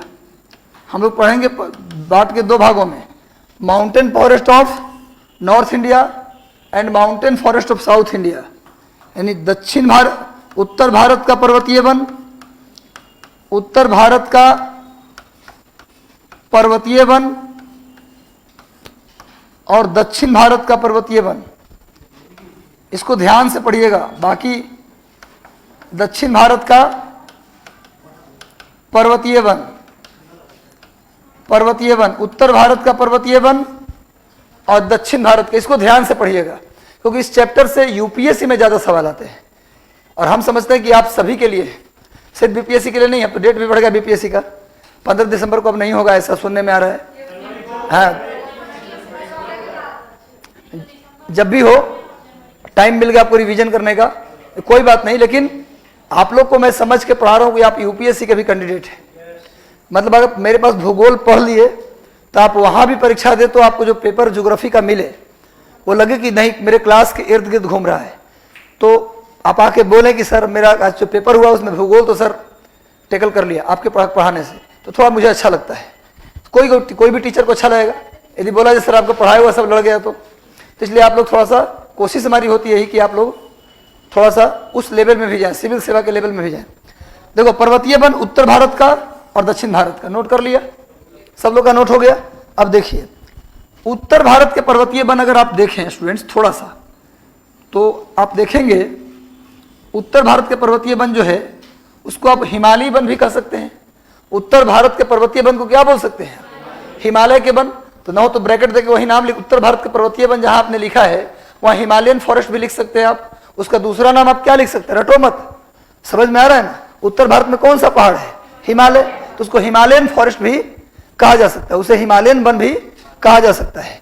तो देखिए आप थोड़ा ध्यान दीजिएगा, हिमालय पर्वत का जो विस्तार है आपने उस दिन देखा था, जम्मू कश्मीर में है, हिमाचल प्रदेश में है, उत्तराखंड में है, नेपाल में है, सिक्किम में है, भूटान में है, अरुणाचल प्रदेश और चीन के सीमा पर है। क्लियर है? तो अगर आप नेपाल में एक लाइन खींच दें, एक लाइन आप नेपाल में खींच लो, तो इस पूरा पर्वतीय इलाके को हम दो हिस्सा में बांट सकते हैं। इसको बोलते हैं पश्चिमी हिमालय, इसको बोलते हैं पश्चिमी हिमालय, और इसको बोलते हैं पूर्वी हिमालय। इसको बोलते हैं पूर्वी हिमालय, यानी कि वेस्ट हिमालय, और बांट सकते हैं इसको दो भागों में। अब बोलेंगे सर हिमालय ही है तो इसको बांटने की क्या जरूरत है? इसलिए जरूरत है कि दोनों जगह का क्लाइमेटिक कंडीशन एक जैसा नहीं है, दोनों प्लेस का क्लाइमेटिक कंडीशन उतना बढ़िया एक जैसा बढ़िया नहीं है। अगर आप पश्चिमी हिमालय की बात करोगे, वेस्ट हिमालय की बात करोगे, तो यहाँ पर वर्षा कंपैरेटिवली ईस्ट हिमालय की तुलना में कम होता है।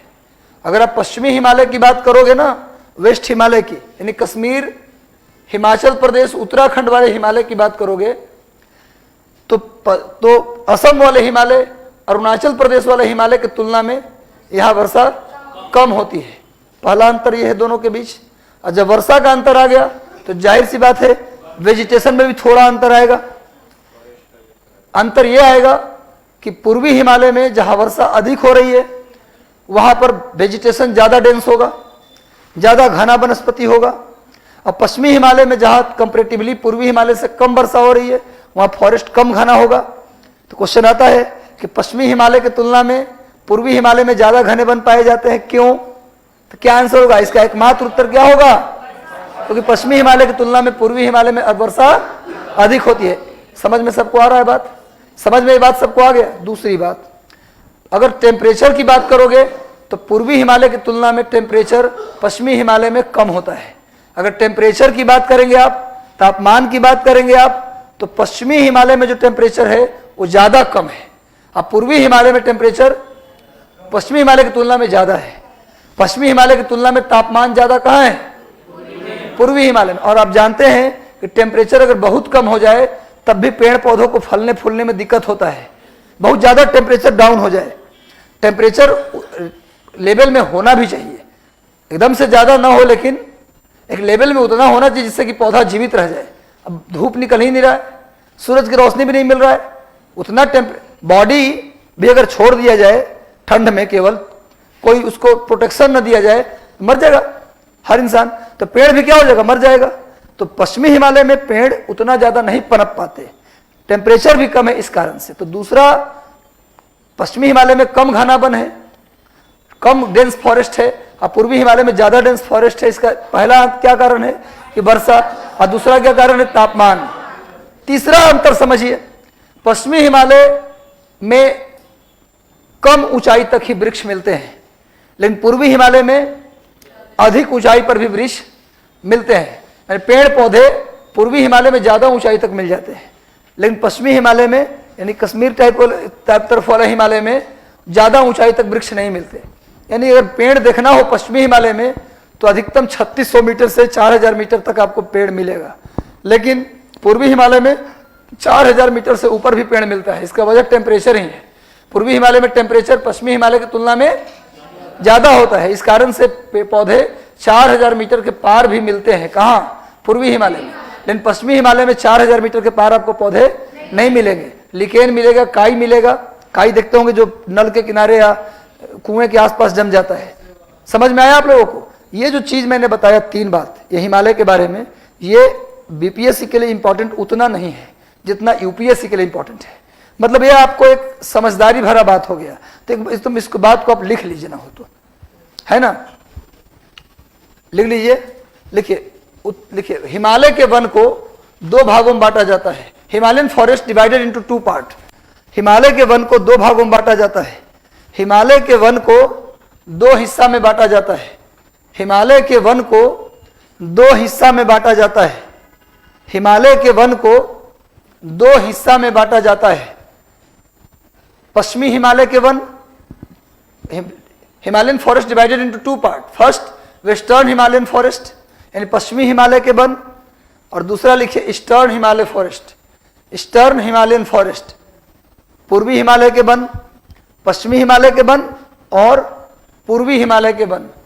पश्चिमी हिमालय के वन और पूर्वी हिमालय के one, eastern Himalayan forest and western Himalayan forest. एकदम समझ में आ रहा है बात? अब अंतर लिख लीजिए दोनों के बीच का, दोनों के बीच के अंतर लिखा जाए।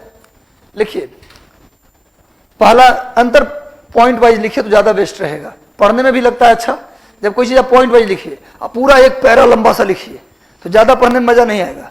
लंबा पैरा आदमी चिढ़ जाता है। देखते हैं जी, एक पेज लीजिए उसमें रहेगा टोटल 20 लाइन, एक पेज लीजिए उतना ही बड़ा उसमें रहेगा 35 लाइन। ज्यादा पढ़ने में मजा किसमें आएगा? जिसमें 20 लाइन हो। जल्दी पेज खत्म होता है तो पढ़ने में इंटरेस्ट आता है, अगर इतना पन्ना खत्म कर दिए, पॉजिटिविटी फील होता है। तो पॉइंट वाइज लिखिए तो जल्दी जल्दी आप पढ़ पाएंगे उसको, और दिखता है वो दूर से ही। तो लिखिए पहला अंतर लिखिए। ये सब व्यक्तिगत अनुभव मैंने अपने बताया, अपने जीवन में जो मैं पढ़ा, अब मुझे जो लगा वो बता रहा हूं। हो सकता है कि आपको ये अनुभव ना हो, पर मुझे तो ऐसा ही लगा। लेकिन पश्चिमी हिमालय के वन पूर्वी हिमालय के वन के तुलना में कम घना होता है।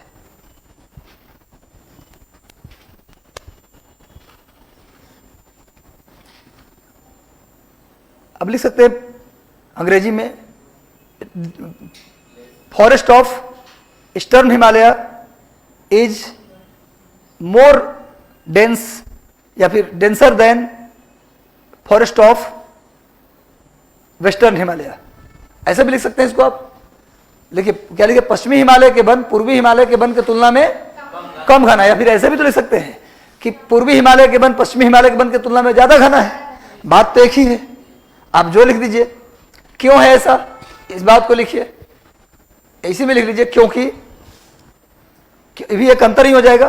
क्योंकि पश्चिमी हिमालय में पूर्वी हिमालय की तुलना में कम वर्षा होती है, कम वर्षा और कम तापमान होती है, दोनों लिख लीजिए। क्योंकि पश्चिमी हिमालय में पूर्वी हिमालय की तुलना में कम वर्षा और कम तापमान, कम वर्षा और कम तापमान होता है, कम वर्षा और कम तापमान होता है। समझ में सबको आ रहा है ना बात? कहीं कोई दिक्कत नहीं है? बताए थे कि ज्यादा ऊंचाई तक मिलता है, ये भी बताएंगे। लिखिए ना अगला अंतर, दूसरा अंतर, एक अंतर लिख लिए ना, दूसरा अंतर लिखिए। देखिए पश्चिमी हिमालय में कम ऊंचाई तक वन मिलते हैं। पश्चिमी हिमालय में कम ऊंचाई तक ही वन मिलते हैं। पश्चिमी हिमालय में कम ऊंचाई तक ही वन मिलते हैं। कम मतलब ज्यादा कम नहीं, मतलब 200-500 मीटर के आगे पीछे रहेगा। कम ऊंचाई तक ही वन मिलते हैं। लेकिन पूर्वी हिमालय में अधिक ऊंचाई तक भी वन मिलते हैं, मैंने पेड़ पाया जाता है अधिक ऊंचाई तक। समझ में आ रहा है बात में? कहीं किसी कोई दिक्कत? अच्छा, अंग्रेजी हिंदी को लेकर ज्यादा कोई दिक्कत तो अभी नहीं है, क्योंकि एकदम सिंपल लैंग्वेज में इस चीज को बता रहे हैं। ज्यादा ऊंचाई तक फॉरेस्ट कहां तक मिलता है ना? फॉरेस्ट फाउंड मैक्सिमम हाइट, है ना, till maximum height in eastern Himalaya, है ना, compare to western Himalaya. Western Himalaya की तुलना में ईस्टर्न हिमालय में ज्यादा ऊंचाई तक वन मिलते हैं। क्लियर है ना?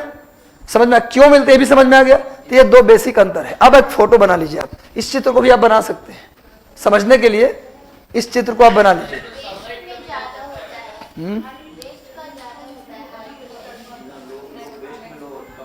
कम ऊंचाई तक, पेड़ की ऊंचाई नहीं बोल रहा हूं, हम बोले ज्यादा ऊंचाई तक पेड़ पाया जाना।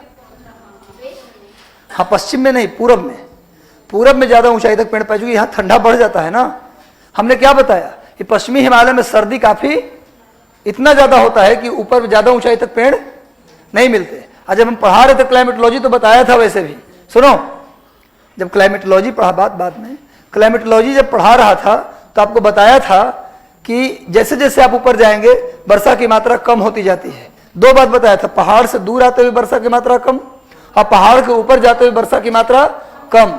वर्षा अधिकतम 5000 मीटर तक ही होता है।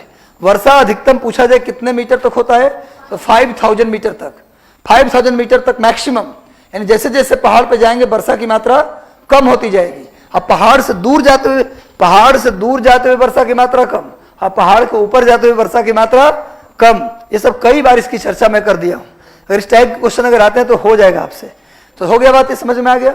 अब बना लीजिए, इसको बना लिए ना, चलिए एक फोटो बना लीजिए। इसको लिख दीजिए पूर्वी हिमालय, इसको लिख दीजिए पूर्वी हिमालय, इसको लिख दीजिए पश्चिमी हिमालय, पूर्वी हिमालय, इसको लिख दीजिए पश्चिमी हिमालय, सॉरी पश्चिमी हिमालय, पश्चिमी हिमालय, इधर लिख दीजिए पूर्वी हिमालय, पूर्वी हिमालय। ये डायग्राम, ये एक प्रोफाइल पिक्चर मैंने बनाया है। एक मान लीजिए इधर का जो यहां तक का जो पहाड़ है वो क्या है, पश्चिमी हिमालय है, और इधर का जो पहाड़ है वो क्या है, पूर्वी है। ठीक है, एक बना लीजिए आप लोग हाइट, यहां लिख दीजिए 1500 किलोमीटर, सॉरी 1500 मीटर, यहां पर लिख दीजिए 2500 मीटर, यहां पर लिख दीजिए 3600 मीटर हाइट लिख दीजिए। इससे ऊपर एक और हाइट लिख दीजिए लास्ट 4000 मीटर, 4000 मीटर। इधर आइए, यहां भी लिखिए 1500 मीटर, यहां भी लिखिए 2500 मीटर, यहां पर लिखिए 4000 मीटर, और यहां पर लिखिए 4500 मीटर। बनाइए।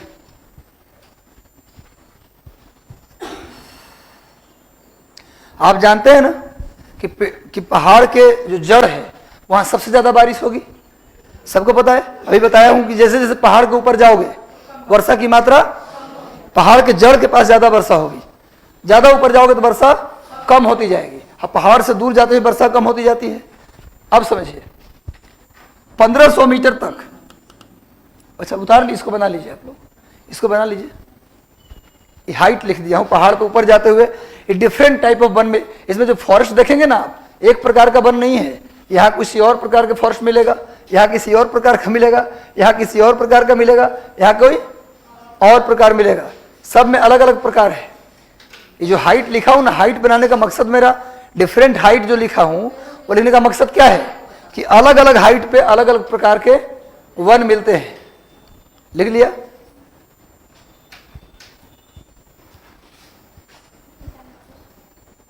लिखिए 1500 मीटर के हाइट पर, 0 से 1500 मीटर। आप इसमें अगर नहीं लिख सकते हैं, आप इसमें भी बना लीजिए, ना हो तो 0 से 1500 तक मिलता है सदा हरित वन, सदा हरित वन यानी एवरग्रीन फॉरेस्ट। एवरग्रीन यानी जमीन से, पर्वत के जड़ से लेकर मिलेगा ही, क्योंकि सबसे ज्यादा वर्षा होगी पहाड़ के जड़ में। क्या होगी? सबसे ज्यादा वर्षा होगी तो क्या मिलेगा? सदाबहार वन मिलेंगे। 1500 से 0 से 1500 मीटर तक, 1500 से लेकर 2500 तक, क्योंकि जहां समान हाइट है वहां पर एक साथ लिख देते हैं। पूर्वी हिमालय में भी और पश्चिमी हिमालय में भी मिलेगा आर्द्र शीतोष्ण वन, आर्द्र शीतोष्ण पतझड़ वाले वन, पतझड़ वाले वन। अंग्रेजी वाले लिख लीजिए, जगह कम है। Wet temperate deciduous forest. Wet, wet माने भीगा हुआ, आर्द्र का मतलब नमी। आर्द्र का मतलब क्या होता है? नमी। आर्द्र यानी वेट, शीतोष्ण यानी टेम्परेट, यानी wet temperate deciduous forest. Wet temperate deciduous forest यानी आर्द्र शीतोष्ण पतझड़ वाले वन। हाँ बोलिए। दोनों साइड 1500 तक। फिर आइए, चूंकि हाइट 7 है ना, यहाँ हाइट अलग अलग हो गया, यहाँ 2500 से 3000 के बीच यहाँ अलग लिखेंगे। यहाँ लिखेगा ड्राई मतलब कि शुष्क, शुष्क शीतोष्ण पर्णपाती वन, सेम है पर्णपाती वन। बस यहाँ पर अंतर क्या है, नीचे वाले में वेट, ऊपर में ड्राई। अब बताइए समझ में आ रहा है कि जैसे जैसे ऊपर जाते हैं वर्षा की मात्रा कम होती जाती है, तो यहाँ पर क्या मिलेगा, आर्द्र। तो ऊपर में वर्षा और कम हो गया तो क्या मिलेगा, ड्राई। रटने की जरूरत है आप लोगों को, याद करने की आवश्यकता पड़ेगा। तो समझ गए, तो यहाँ पे क्या मिलेगा, शुष्क, शुष्क शीतोष्ण पर्णपाती वन, पर्णपाती वन, पर्णपाती वन। कहां तक मिलेगा, इसमें मिलेगा 2500 से 3600 तक, और इसमें मिलेगा 2500 से 4000 तक। अंतर समझ में आ रहा है। अब सुनिए, इसके ऊपर आओगे 3600 से 4000, यहाँ 4000 से 4500, तो 3600 से 4000 के बीच आओगे तो पानी तो बिल्कुल खत्म हो गया, अब तो वर्षा बिल्कुल कम होने लगेगी। तो यहाँ जिस प्रकार के पेड़ मिलते हैं उसको बोलते हैं अल्पाइन वन। क्या बोलते हैं, अल्पाइन वन। अल्पाइन वन में स्टार कर दीजिएगा, स्टार मार्क लगा दीजिएगा। अल्पाइन अंग्रेजी में भी अल्पाइन ही है, अल्पाइन फॉरेस्ट। इसलिए dry, dry temperate deciduous forest, dry temperate deciduous forest बोला तो हो अंग्रेजी में, dry temperate deciduous forest. Clear है। अब नीचे में आर्द्र के ऊपर में ड्राई, ड्राई और वेट अगर पूछा जाए कि नीचे में ड्राई होगा या ऊपर में ड्राई होगा, क्योंकि ऊपर जाते हुए पानी की मात्रा कम हो रही है, अब वेट होगा तो नीचे ही होगा, तो कंफ्यूजन तो नहीं होगा ना। अब आइए एल्पाइन फॉरेस्ट, यहां भी क्या होगा, एल्पाइन फॉरेस्ट। इसको स्टार मार्क लगा दीजिएगा। पूर्वी हिमालय में अल्पाइन वन कितनी ऊंचाई पर मिलते हैं, 4000 के ऊपर। अब पश्चिमी हिमालय में अल्पाइन वन कहां मिलते हैं, 3600 से ऊपर। अभी क्या लिखवाया था आप लोगों को कि पश्चिमी हिमालय में कम ऊंचाई पर वन मिलेंगे, लेकिन पूर्वी हिमालय में ज्यादा ऊंचाई तक वन मिलेंगे। तो दिख रहा है ना आपको, ऊपर जाके आपको दिख रहा है कि वहां ज्यादा ऊंचाई तक मिल रहा है अल्पाइन फॉरेस्ट, और यहां पर कम ही ऊंचाई तक मिल रहा है अल्पाइन फॉरेस्ट। समझ में आ रहा है बात। तो अल्पाइन वन, तो क्वेश्चन आता है परीक्षा में, हम स्टार मार्क क्यों लगवाए, क्योंकि कई बार क्वेश्चन आ चुका है कि हिमालय में अल्पाइन फॉरेस्ट कितनी ऊंचाई पर मिलते हैं। कई बार, कम से कम मुझे 5-7 बार मिला होगा अपने एग्जाम में। तो आपको भी चलते फिरते कहीं ना कहीं मिल जाएगा कि अल्पाइन फॉरेस्ट कितनी ऊंचाई पर मिलते हैं। जनरली ऑप्शन में आ गया 3600 भी, 4000 भी, तो फिर क्या धर्म संकट में पड़ जाएंगे आप। ये हिमालय तो दिया नहीं है, तो फिर 3600 मार दीजिए। मिनिमम जो होता है जहां से मिलने लगता है वो वन दुनिया में, तो उसको क्या बोलते हैं, अल्पाइन वन। तो 3600 मीटर की हाइट पर। हाँ बिल्कुल बिल्कुल, आप सही बोल रहे हैं। आप मरुस्थलीय वन और मरुस्थल बालू वाला तो मिलेगा नहीं, मिट्टी बदल गया ना, वहां पर मिलता है वनस्पति विहीन प्रदेश। अब सुनिए, 4000 मीटर पश्चिमी हिमालय में 4000 मीटर के ऊपर को क्या बोला जाता है, फॉरेस्ट लेस एरिया। इसको बोलते हैं, यहाँ पर पूर्वी हिमालय में 4500 के ऊपर को क्या बोलते हैं, वनस्पति विहीन प्रदेश। देख लीजिए, यहाँ पर काई मिलता है, काई देखियो ना। एक्चुअली यहाँ पर बबूल क्यों नहीं मिलेगा, कैक्टस क्यों नहीं मिलेगा, क्योंकि यहाँ पर एक तो पानी तो नहीं है, पर इतना ज्यादा ठंडी है कि कोई भी कांटेदार या कोई वृक्ष यहाँ टिक ही नहीं सकता। इंसान अगर खाली पैर वहां पहुंच जाए तो पैर गल के गिर जाएगा उसका, इतनी ठंडी है। देखिए भैया क्या लिखा, वनस्पति विहीन प्रदेश। क्या लिखा आप लोगों ने,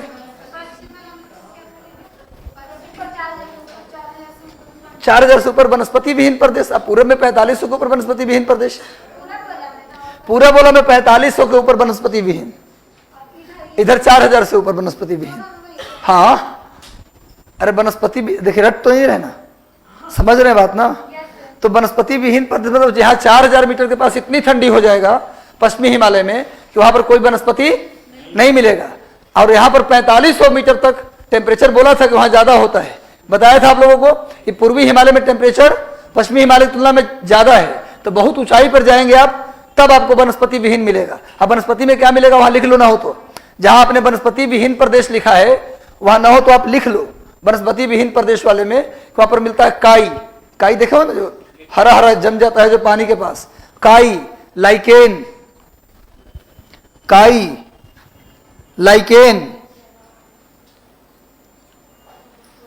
और कुछ बर्फीला घास, ग्रास लिख सकते हैं, घास। मॉस भी लिख लीजिए, काई, मॉस, लाइकेन, घास। हाँ जी, हाँ बिल्कुल। अब उतना ऊंचाई पर थोड़ा ना पॉल्यूशन चला जा रहा है, हैं? हाँ नहीं हो पाता है। क्या? काई, काई बोले, मॉस, लाइकेन। अच्छा 4000 मीटर, सुनिए नौ तो लिख लो। पश्चिमी हिमालय में 4000 मीटर के ऊपर वनस्पति विहीन प्रदेश मिलता है, यही बात लिखना था ना, तो लिख लीजिए फॉरेस्टलेस एरिया। जो आप सोच रहे हैं वही है, आप तो अंग्रेजी के खुद ही विद्यार्थी हैं। तो क्या लिखा भाई? फॉरेस्टलेस एरिया। फॉरेस्टलेस एरिया कहाँ मिलेगा? पूछा जाए पश्चिमी हिमालय में फॉरेस्टलेस एरिया कितनी ऊंचाई पे मिलेगा? 4000। और पूर्वी हिमालय में 4500। क्या मिलेगा? काई, मॉस और लाइकेन। क्लियर है? लाइकेन आप जानते हैं, बायोलॉजी वाले लोग जानते होंगे, एल्गी और फंगस यानी शैवाल और कवक के मिलने से जो बनता है उसको क्या बोलते हैं? लाइकेन। और किसी भी इलाके में लाइकेन की मात्रा अगर बहुत ज्यादा मात्रा में कम हो जाए तो समझिए कि कौन सा पॉल्यूशन है? Air pollution. पूछा जाता है कि लाइकेन किसका इंडिकेटर है? किस पॉल्यूशन का? Air pollution. अगर किसी एनवायरनमेंट में लाइकेन की मात्रा कम हो जाए तो आप समझिए कि वहां वायु प्रदूषित हो गई है ना? पूछा जाए कि लाइकेन किसका इंडिकेटर है? Lichen is indicator of air pollution. Lichen is indicator of air pollution. Clear है? एक टर्म पूछा था यूपी पीसीएस में, ग्रीन मफलर शब्द। ग्रीन मफलर शब्द किस पॉल्यूशन से जुड़ा हुआ है? किस पॉल्यूशन को दूर करने के लिए ग्रीन मफलर शब्द का प्रयोग किया जाता है? नहीं, यह होता है ध्वनि साउंड पॉल्यूशन, ध्वनि प्रदूषण को। यही बहुत लोग इसको गलती किए थे उस समय। यूपी पीसीएस 4-5 साल पहले क्वेश्चन आया था, ग्रीन मफलर शब्द किससे जुड़ा हुआ है? तो साउंड पॉल्यूशन से, ध्वनि प्रदूषण से जुड़ा हुआ है।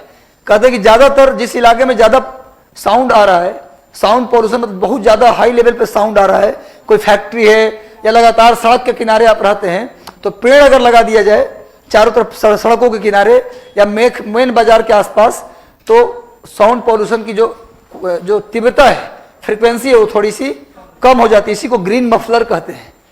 क्वेश्चन आता है, अब ग्रीन मफलर अगर लोग नहीं पढ़ा होगा तो गेस करके तो कम से कम ध्वनि प्रदूषण तो नहीं लगाएगा, वो कुछ और लगा देगा वो। इसलिए ध्वनि प्रदूषण से ही क्वेश्चन आया हुआ है। आप हो सकता है रिपीट करके बीपीएससी में भी पूछ ले, क्योंकि उनके पास सभी स्टेट का पेपर होता है और क्वेश्चन सब जगह से नहीं, वो भी बनाते नहीं क्वेश्चन। बीपीएससी वाले लोग भी क्वेश्चन नहीं बनाते। 4 क्वेश्चन झारखंड पीसीएस से, 4 क्वेश्चन राजस्थान पीसीएस से, कुछ अपना पीसीएस से निकाल के सेट कर देते हैं। खाली करंट सेट करते हैं बस, इसके अलावा सारा क्वेश्चन करंटो सेट नहीं करते। अदर स्टेट में जब, इसलिए मैं कहता हूँ जब पेपर देने आप जाइए तो इधर 2-3 महीने 4 महीने में जितना भी स्टेट पीसीएस का पेपर हुआ है उसको एक बार सॉल्व करके जाइए आप, क्योंकि वो भी पेपर बनाने से पहले इन सबको देख के बना लेते हैं। ये सब भी टेक्निक है। पेपर देने जब भी जाइए आप, यूपी का या बिहार का कहीं भी, तो आप उस समय 3-4 महीने में जितने पेपर हुआ है स्टेट लेवल पे सारे पेपर आप लगा लीजिए, वहां बड़ी फायदा मिलने वाला है। ठीक है? अब आइए दक्षिण भारत के। अच्छा, इसमें कुछ पेड़ का नाम भी लिखवा देते हैं। लिखिए, पेड़ का नाम में लिख लीजिए, लिख लीजिए इसमें शीतोष्ण वाले 1500 से 2500 मीटर वाले, सदाबहार तो आप जान ही रहे हैं, 1500 से 2500 मीटर वाले में लिख लीजिए देवदार, ओक। देवदार आपने सुना है नाम? देवदार, ओक। देवदार के बाद लिखिए ओक। ओक एक पेड़ का नाम है, अंग्रेजी में भी ओक ही होता है। देवदार, ओक। उसके बाद लिखिए बर्च, ओक। ओक के बाद लिखिए बर्च, बर्च, BERCH, बर्च। देवदार, ओक, बर्च, मैपल। मैपल यानी आर्द्र पर्णपाती वाले में लिख लीजिए आप पेड़ का नाम देवदार, ओक, बर्च, मैपल। ऐसे लिख लीजिए। देवदार का सबसे अधिक उत्पादन हिमाचल प्रदेश में होता है। देवदार सबसे अधिक हिमाचल प्रदेश। देवदार के उत्पादन में, देवदार के पेड़ में प्रथम स्थान किसका है? हिमाचल प्रदेश का। देवदार, पूजा पाठ में भी देवदार का प्रयोग करते हैं। देवदार और चंदन, चंदन का एक सब्स्टिट्यूट माना जाता है। जहां चंदन की लकड़ी नहीं वहां पर किसका उपयोग कर लेते हैं? देवदार का। तो देवदार चंदन का एक विकल्प के रूप में हम लोग इस्तेमाल करते हैं। देवदार सस्ता होता है, चंदन थोड़ा महंगा होता है। लिखिए 1500 से 2500 मीटर पर क्या लिखा आपने? देवदार, ओक, बर्च, मैपल। 2500 से 4500 वाले में लिख लीजिए चीड़। चीड़ स्प्रूस फर, चीड़ स्प्रूस फर, चीड़ स्प्रूस फर, सोनोवर, चीड़ स्प्रूस फर, उसके बाद लिखिए सोनोवर, सोनोवर, चीड़ स्प्रूस फर, चीड़ स्प्रूस फर, सोनोवर। इसके बाद लिखिए blue pine, blue pine, blue pine, blue pine. Pine एक वृक्ष का नाम है। आप कभी जाइएगा जम्मू कश्मीर में, आप जाइए वहाँ वैष्णो देवी माता का दर्शन करने, तो काफ़ी ऊंचाई पे जाइएगा ना, तो आप देखेंगे कि लंबा लंबा एक पेड़ होता है, नीचे में कोई पत्ता होता नहीं, सीधे ऊपर चले जाइए तो एक लंबा टहनी, उसको काटिएगा सीधा सीली निकलेगा आपका, मतलब कुछ उसमें बनाने की जरूरत नहीं है, एकदम पूरा एक लंबा सा पेड़ और ऊपर में जाकर कुछ पत्ते हैं बस। तो ऐसे पेड़ आपको ऊंचाई पे ज़्यादा देखने को मिलेगा। क्या है? पाइन है न, शंकुधारी दूसरे, मतलब शंकुधारी में आ जाता है वो, अल्पाइन वाला खास करके आ जाता है। लिखिए नेक्स्ट, लिखिए कौन सा है? अल्पाइन में लिख लीजिए, अल्पाइन, अल्पाइन वाला कहाँ पर? 4000 मीटर से ऊपर में जो था उसमें लिख लीजिए। लिखिए इसमें शंकुधारी वन पाए जाते हैं, इसमें मूलतः कोनिफेरस फॉरेस्ट पाया जाता है, शंकुधारी पेड़ मिलते हैं। लिखिए उसमें अब कहाँ, 2 लिख लिया ना भाई आप लोगों ने, कहाँ तक का लिख लिया? 4500, 2500 से 3600 आपने लिख लिया। अब 3600 के पार ही तो लिखना है, यानी किसमें? अल्पाइन फॉरेस्ट में लिखेंगे आप। तो लिखिए यहाँ पर कोनधारी वृक्ष मिलते हैं, यहाँ कोनिफेरस ट्री मिलते हैं, यहाँ पर कोनधारी वृक्ष मिलते हैं, कोनिफेरस ट्री। हाँ हाँ, कोनधारी इसी को बोलते हैं। शंकुधारी, कोनधारी, ये सब एक ही बात है। यहाँ पर शंकुधारी वृक्ष कुछ इस तरह का नहीं होता पेड़, इस तरह का वृक्ष आपने देखा होगा, साइबेरिया में देखा होगा आपने, या फिर कनाडा, रूस, इन क्षेत्रों में ज़्यादा मिलता है। हो गया? हाँ, मूवी में देखा होगा आप लोगों ने।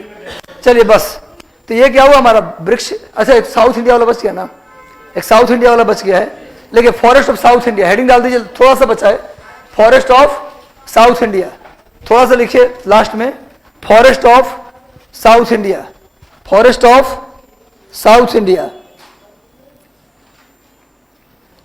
Forest of south India. लिखिए फॉरेस्ट ऑफ साउथ इंडिया में भी एक चित्र बना लीजिए। देखिए जो डायग्राम बना के मैं पढ़ा रहा हूं ना, ये जो ऊंचाई लिखकर डायग्राम बनाकर, इसका लाभ आपको मेंस के आंसर राइटिंग में होगा। इस तरह का डायग्राम वहां आप डायरेक्ट बना सकते हैं क्वेश्चन के आंसर में। ये जो चैप्टर है वनस्पति, ये जरूर नहीं कि ऑप्शनल के लिए केवल, ये आपको जीएस वाले सेक्शन में भी पूछा जा सकता है। इसको बना लीजिए, इसको बना लीजिए 1000 मीटर। यहाँ पर ज़्यादा ऊंचे पहाड़ नहीं होते, पता है ना आपको कि दक्षिण भारत की सबसे ऊंची चोटी अनाईमुदी, उसकी ऊंचाई 2695 मीटर। दक्षिण भारत की सबसे ऊंची चोटी का नाम क्या है? अनाईमुदी। ऊंचाई कितना है? 2695 मीटर। दक्षिण भारत का सबसे ऊंचा पॉइंट 2695 है। सोच लीजिए, सबसे ऊंचा बिंदु क्या है? 2695। तो यहाँ पर ज़्यादा ऊंचा पर्वत नहीं, इसलिए 1000 मीटर पर ही बांट लीजिए, 1000 मीटर पर बस।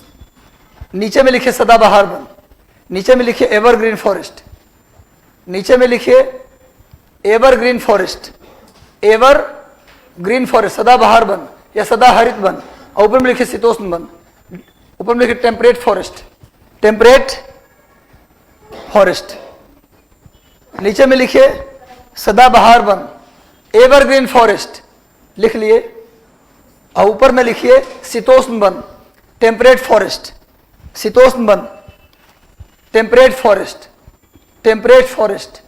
ऊपर में क्या लिखेंगे? Temperate forest. सुनो, आपको याद होगा जब हम पलनी की पहाड़ी पढ़ा रहे थे, आप लोगों को पुराने क्लास में कुछ लोगों को पढ़ाएं, आप लोग नहीं पढ़े तो बता देते हैं। तमिलनाडु में एक पहाड़ है जिसका नाम है पलनी की पहाड़ी, नीलगिरी घाट में। हाँ बिल्कुल, सोलास या 16, बिल्कुल सही आपने पढ़ा है। तो नीलगिरी के पहाड़ी में जो पलनी की पहाड़ी है, पलनी की पहाड़ी के जो जंगल उसको क्या बोलते हैं? 16। लेकिन पलनी की पहाड़ी को नहीं, दक्षिण भारत में जितने भी शीतोष्ण वन है, दक्षिण भारत में जितने भी टेम्परेट फॉरेस्ट हैं, वो सब कहीं 1000 मीटर से ऊपर दक्षिण भारत में जितने भी वन मिलते हैं उसको 16 कहा जाता है। तो लिख लीजिए, देखिए दक्षिण भारत में 1000 मीटर से ऊपर मिलने वाले फॉरेस्ट को क्या बोला जाता है? 16। दक्षिण भारत में 1000 मीटर से ऊपर मिलने वाले वन को क्या बोलते हैं? 16। मिलने वाले वन को 16 कहा जाता है। दक्षिण भारत में 1000 मीटर से ऊपर मिलने वाले फॉरेस्ट को 16 कहा जाता है। दक्षिण भारत में 1000 मीटर से ऊपर मिलने वाले वन को 16 कहा जाता है। 1000 मीटर से ऊपर मिलने वाले वन को 16 कहा जाता है। बस, तो अब आप, मुझे लगता है कि फॉरेस्ट पर इतना मटेरियल हो गया कि यदि आप जीएस मेंस में, कहाँ पूछता है ज्योग्राफी? सेकंड पेपर में। जीएस में 2 पेपर है ना, जीएस सेकंड पेपर का जो सेकंड सेक्शन है उसमें इकोनॉमिक्स और ज्योग्राफी आता है। आप लोगों को पता है ना ये बात? पूरा पता है ना कैसे सिलेबस है? तो जीएस का सेकंड पेपर का जो सेकंड सेक्शन बी है उसमें आता है ज्योग्राफी और इकोनॉमिक्स। तो वहां भी सवाल वनस्पति से आ सकता है। भारत में वनस्पतियों को वर्गीकृत कीजिए और इसका क्या लाभ हो सकता है, ऐसा लिखने के लिए क्वेश्चन आ सकता है। तो आप, मुझे लगता है इसका आंसर आप लिख देंगे और जो फैक्चुअल पूछेगा पीटी में वो आपका हो जाएगा। कल आप लोगों को बता देता हूं, मैं पढ़ाऊंगा पॉपुलेशन, जनसंख्या। कल बहुत इंपॉर्टेंट टॉपिक है, इसलिए आप लोग जैसे कल बताएंगे, सुन लो क्या क्या। माल्थस का जनसंख्या सिद्धांत सुन लो, सुना पढ़ के आना आप लोग। माल्थस का जनसंख्या सिद्धांत, डेमोग्राफिक ट्रांजिशन थ्योरी, जनसंख्या का इतिहास। इसके अलावा पढ़ाएंगे आप लोगों को जनसंख्या के इतिहास के बाद जो लेटेस्ट जनगणना हुआ 2011 का, उसमें क्या क्या उसका फीचर था, उसके विषय में डिटेल बताएंगे। यानी कि कल कंप्लीट जनसंख्या आपको पढ़ाएंगे। उसमें सबसे महत्वपूर्ण होगा माल्थस पॉपुलेशन थ्योरी और उसके बाद महत्वपूर्ण होगा डेमोग्राफिक ट्रांजिशन थ्योरी, जनआंकिकीय संक्रमण सिद्धांत। तो कल की क्लास मिस नहीं करना है किसी कीमत पर, ठीक है? तो कल पॉपुलेशन पढ़ाएंगे, पढ़ के आइएगा। क्या पढ़ के आना है? 2011 की जनसंख्या, 2011 की जनगणना। दूसरा क्या पढ़ के आना है आपको? माल्थस का जनसंख्या सिद्धांत। और तीसरा पढ़ के क्या आना है? डेमोग्राफिक ट्रांजिशन थ्योरी, जनआंकिकीय संक्रमण सिद्धांत। ये 3 चीज कल आप पढ़ के आइएगा, जितना आपके पास सोर्स है। अब बाकी यहाँ आएंगे तो हम समझाएंगे। कैसा रहा क्लास? चलिए, ऑल द बेस्ट, ध्यान रखिए। और रोज बोलता हूँ करंट अफेयर और प्रीवियस पेपर को आप भगवान बनाइए। अगर रियल में आपको पीटी निकालना है तो डेली कम से कम 200 प्रश्न या 150 प्रश्न प्रीवियस पेपर बनाइए और प्लस 2 घंटे करंट अफेयर जरूर पढ़िए, ठीक है?